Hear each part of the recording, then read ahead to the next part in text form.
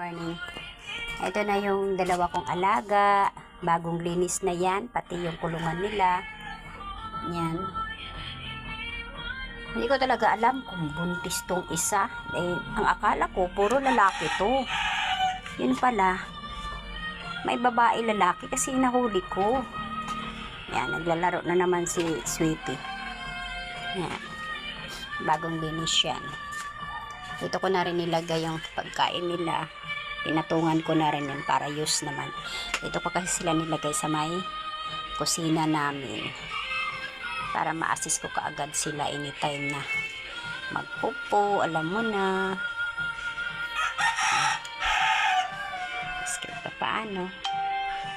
Nakikita ko sila dito lagi sa kusina. Anytime na may gagawin ako, ma-assist ko kaagad, malinisan ko kaagad. Ang cute naman talaga ni si Lusa, no?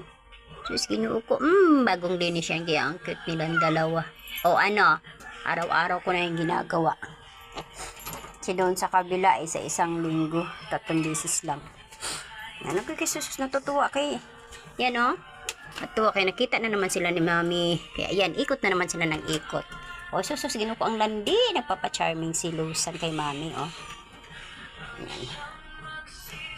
Okay. Just, ano na naman ginagawa mo, Sweetie? Okay, guys. Thank you for watching.